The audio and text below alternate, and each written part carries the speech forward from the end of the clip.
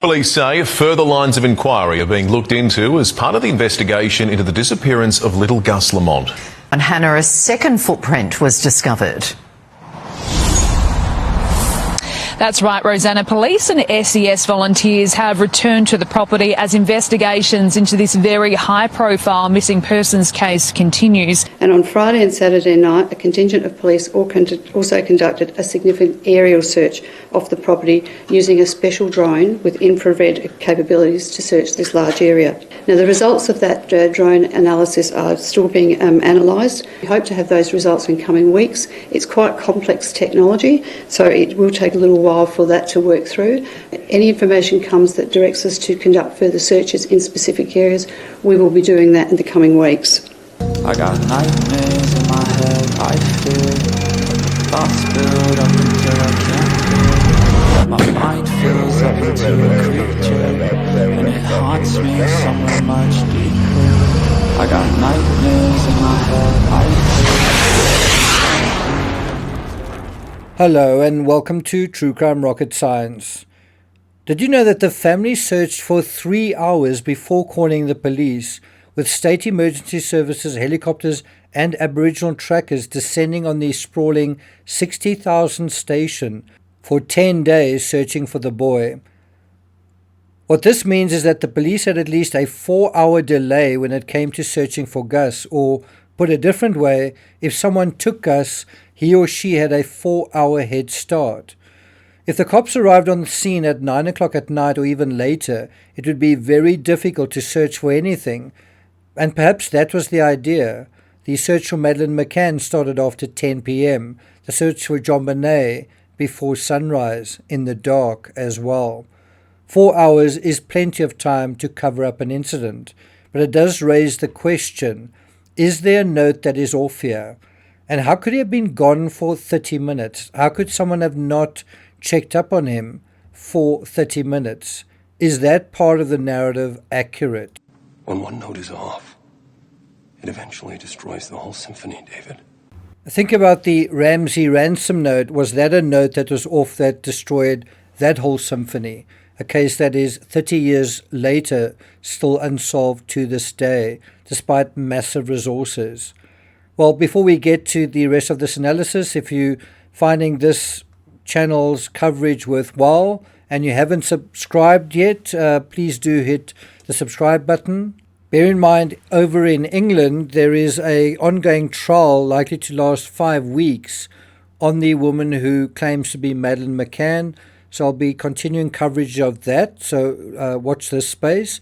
If you're finding this analysis worthwhile, please do hit the thanks button and let's get started. Now, according to ABC News, SA Police Acting Commissioner Linda Williams revealed on Tuesday a special drone with infrared technology was sent out to search the property throughout the weekend. You actually heard her speaking at the beginning of this video. She said that it's the same technology used to find the remains of a Port Lincoln man. His name was Julian Story, who was allegedly killed by his girlfriend Tamika Chesa, a former contestant on Beauty and the Geek in 2010. Now, if Gus is no longer alive, I don't think infrared is really going to work. It might. The critical issue here is why dogs have not been able to pick up a scent, and have cadaver dogs been brought to the scene.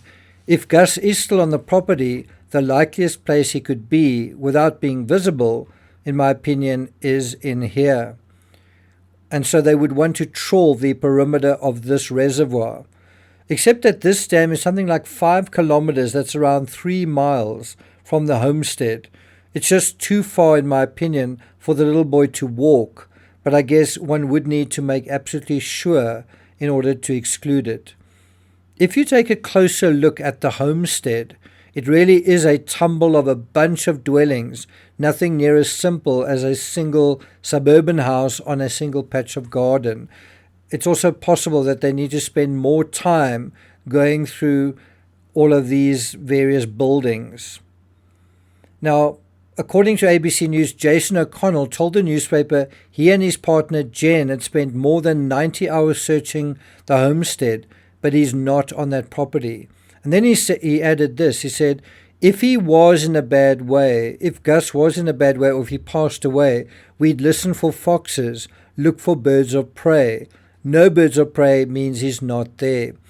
It's kind of ironic that O'Connell, who seemed to dismiss wild animals having any impact on the 4-year-old being taken alive, well, now he seems to think they could be a factor if he was no longer alive. But the little bit of insight that we get from this particular comment is that he acknowledges one particular wild animal that I hadn't considered, foxes. And so we see that there are foxes in the area. We'll see what we get over the next couple of days. So you can see here we've got some really good footage of this fox, and as we watch that fox, the wind is coming almost directly into the camera from the southeasterly direction. We can see that fox cross the wind, pick up the scent and then move over. And so the question arises, just as it did when we dealt with the wedge-tail, is there a precedent for foxes attacking small children in Australia? And the answer is yes. There has been a documented case of an Australian fox attacking a child. This happened to a 10-year-old girl who was bitten on the leg in Melbourne in June 2013. And so it's actually something that is not common, certainly one instance in something like the past more than 10 years. And so it's not something that is terribly likely.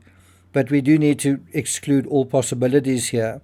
Again, none of this is likely if scent dogs aren't picking up a scent in the first place. Now, normally in any other setting, like an urban fabric, similar to what we have in the Charlie Kirk case, you would want to look at CCTV cameras perched on buildings and security systems in homes.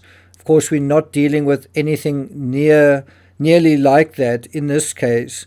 We're dealing with massive rural stretches where there probably aren't any cameras, but you would nevertheless want to find cameras that are in this area and have a look at vehicle movements dealing with the exact time when this little boy went missing. That's one angle and not one that's necessarily going to pay dividends even if you do follow that line of inquiry. By the way, that second footprint that was discovered, that is not seen as evidence of Gus. I think it belonged to one of the other children. And I think it was also found near the dam. The footprint was discovered near a dam about 5 kilometres from the homestead near Yunta, where Gus disappeared on grand final night 10 days ago. Fresh hope in what has been a harrowing outback mystery.